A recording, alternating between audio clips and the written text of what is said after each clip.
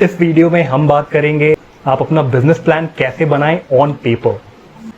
अगर आप कोई स्टार्टअप करना चाहते हैं या आपका ऑलरेडी कोई बिजनेस है और आप एक्सटर्नल फंडिंग रेज करना चाहते हैं या किसी इंस्टीट्यूशनल इन्वेस्टर से इन्वेस्टमेंट लेना चाहते हैं तो watch this full video till the very end, because कोई भी अगर डिटेल मिस हो गई, कोई important detail, it can cost you some really good deals from your investors.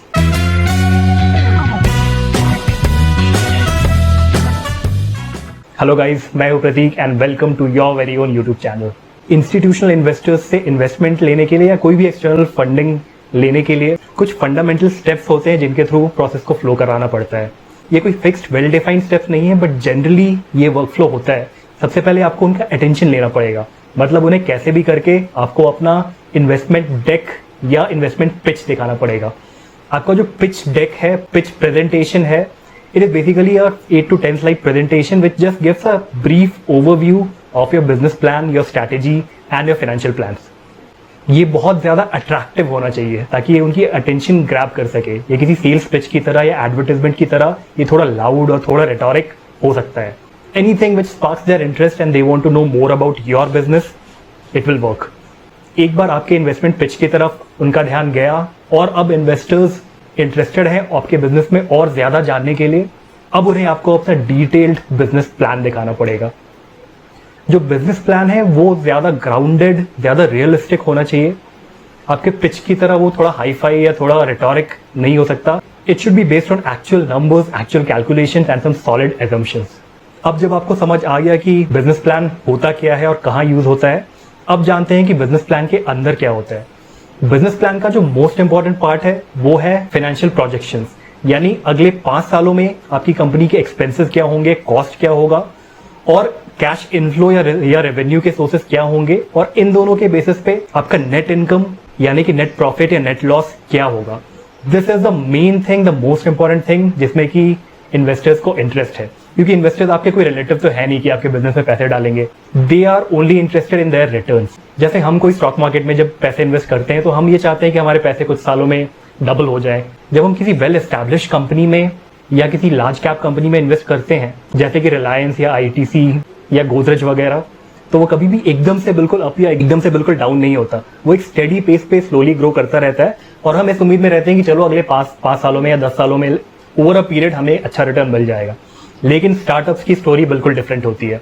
ज्यादातर इन्वेस्टर्स जो किसी स्टार्टअप में पैसे लगा रहे हैं, उन्हें पता है कि अगले 5 सालों में या तो ये बिल्कुल एक्सपोनेंशियली ग्रो करेगा या फिर एकदम से नीचे जाके बिल्कुल ही डूब जाएगा।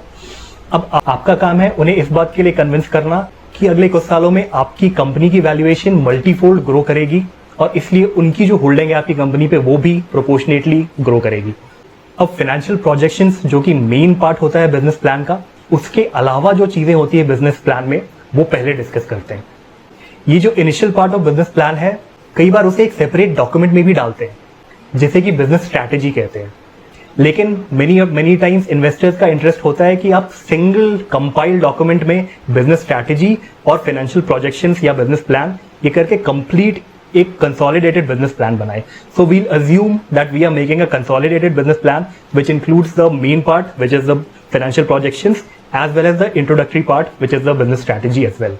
तो फर्स्ट सेक्शन जो होगा आपके इस कंबाइंड बिजनेस प्लान में, that is the executive summary.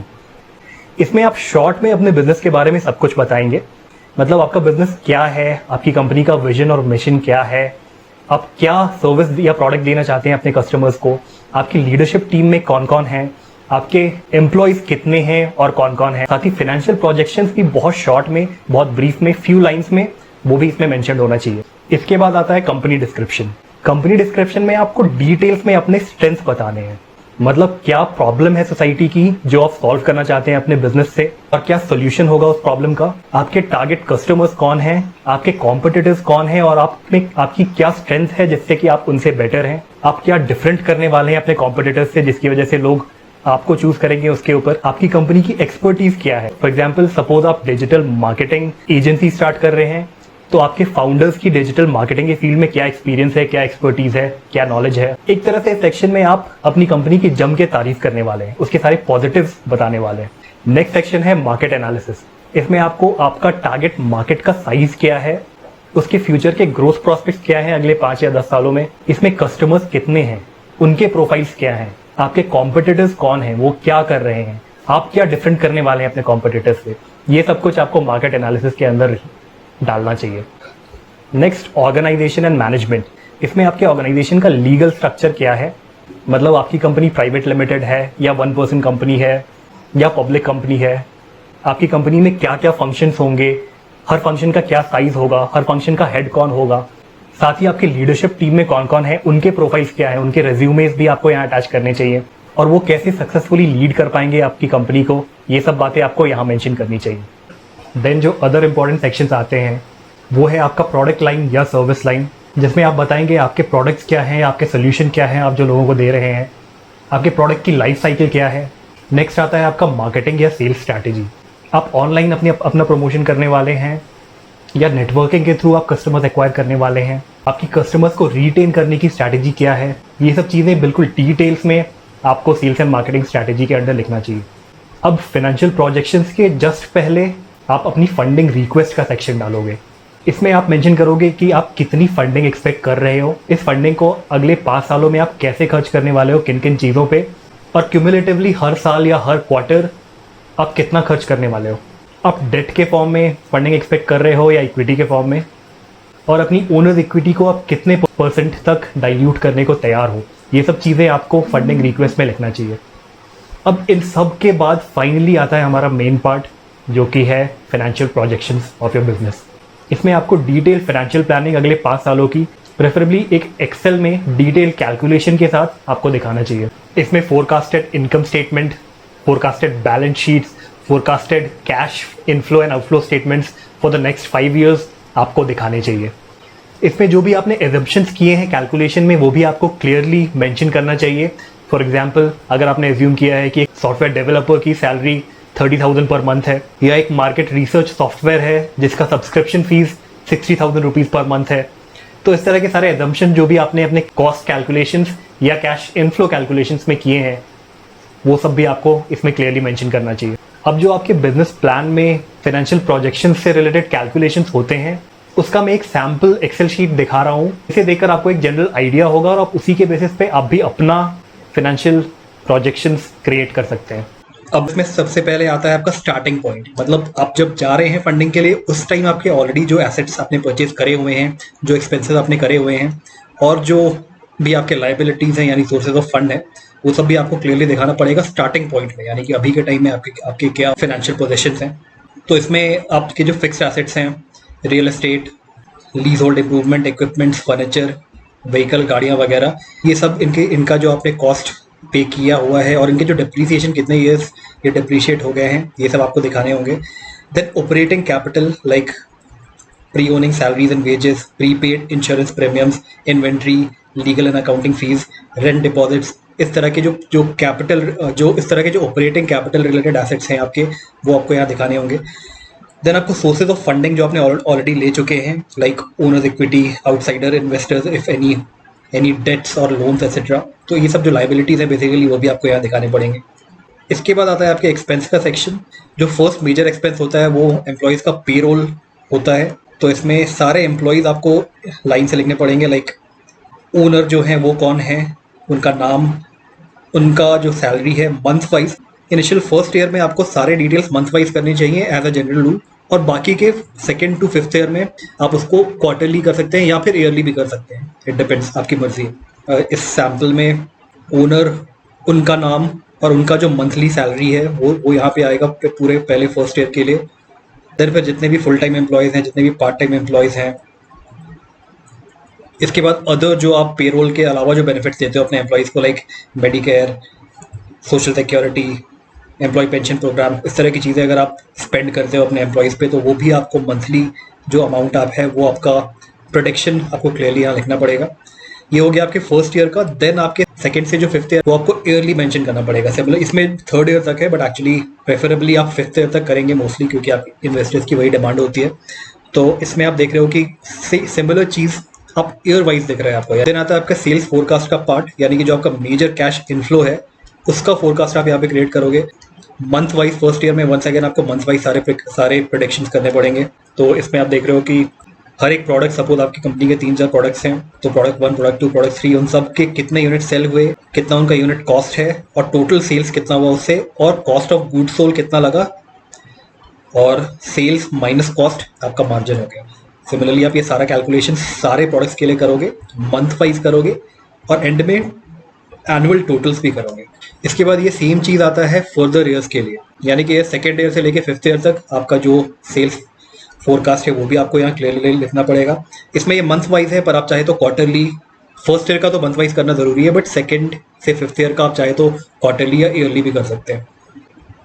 इसके बाद आता है आपका ऑपरेशनल एक्सपेंसेस का सेक्शन। इसमें आप क्लियरली आपको फोरकास्ट करना पड़ेगा जो डिफरेंट ऑपरेशनल एक्सपेंसेस है, लाइक एडवर्टाइजिंग में, कार एंड ट्रक में, commission fees, contract labour, insurance, legal professional services, licences, इस तरह के जो ऑपरेशनल खर्च हैं उन्हें आपको फोरकास्ट करना पड़ेगा। फर्स्ट ईयर में वंस अगेन आपको मंथ वाइज करना पड़ेगा, एंड देन ईयरली टोटल आपको कैलकुलेट करना पड़ेगा। इसके बाद आते हैं आपके अदर एक्सपेंसेस जो हैं, लाइक डिप्रिसिएशन, इंटरेस्ट और इस तरह की चीज़ें आती है। तो इसके बाद आपके टोटल ऑपरेटिंग एक्सपेंसेस होंगे इन दोनों के सम। सिमिलरली आपको सेकेंड से 5th ईयर तक जो ऑपरेटिंग एक्सपेंसेस है वो ईयरली कैलकुलेट करना पड़ेगा। जैसे फर्स्ट ईयर का आपने मंथली किया, सेकेंड से 5th ईयर तक सेम सारे कैलकुलेशंस आपको ईयरली करने पड़ेंगे। इसके बाद आता है आपका cash flow statement, cash inflow outflow statement. इसमें सबसे पहले आप कैश इनफ्लोज लिखोगे, यानी कि आपने जो सेल्स से कैश लिया, और कुछ अकाउंट रिसीवेबल्स है अगर आपके तो वो भी आप मेंशन करोगे। इसके बाद कैश आउटफ्लोज, यानी कि आपने कुछ अगर इन्वेस्टिंग में खर्च किया है, और जो आपके ऑपरेशनल एक्सपेंसेस हैं वो सब यहाँ पे लिखोगे।